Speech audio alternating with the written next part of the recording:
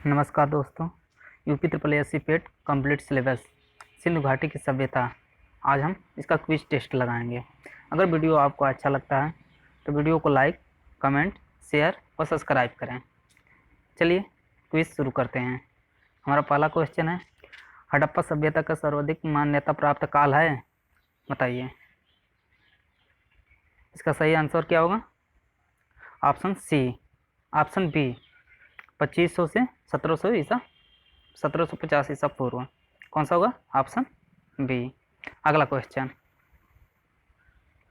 सिंधु घाटी की सभ्यता निम्नलिखित में से किस सभ्यता के समकालीन नहीं थी, बताइए। किसके समकालीन नहीं थी? ऑप्शन डी, ग्रीक की सभ्यता। कौन सा सही होगा? ग्रीक की सभ्यता।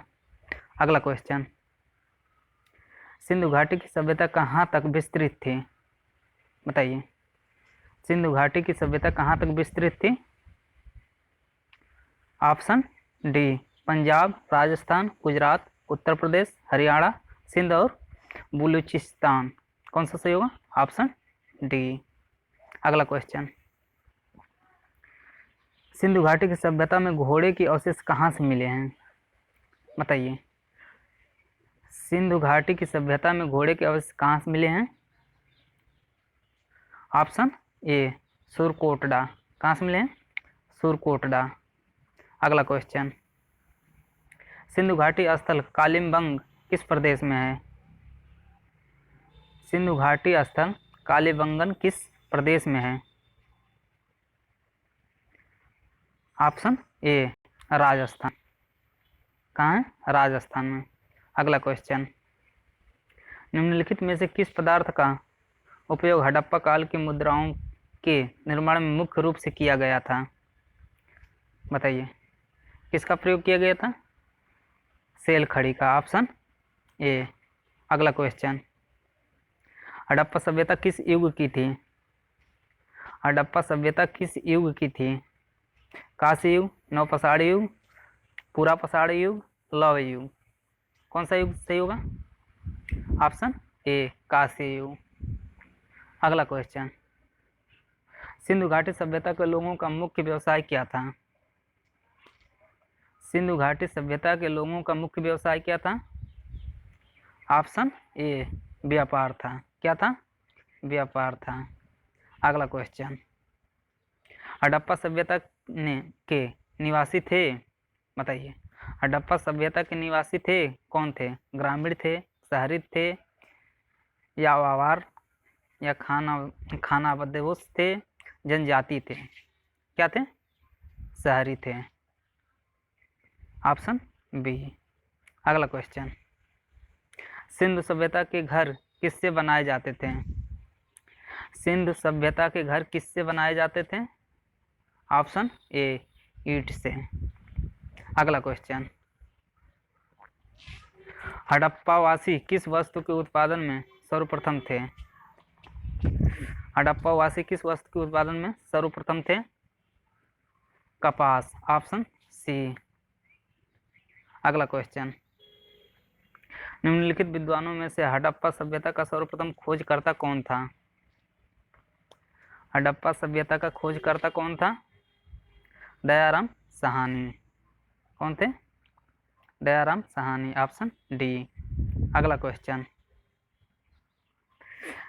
सिंधु सभ्यता का पंतनगर, सिंधु सभ्यता का पतन नगर बंदरगाह कौन सा था? कालीबंगा, लोथल, रोपड़ या मोहनजोदड़ो? कौन सा था? लोथल। Option B. अगला क्वेश्चन, पैमानों की खोज ने यह सिद्ध कर दिया है कि सिंधु घाटी के लोग माप और तौल से परिचित थे। यह खोज कहाँ प्राप्त हुई? यह खोज कहाँ प्राप्त हुई? लोथल में। Option D.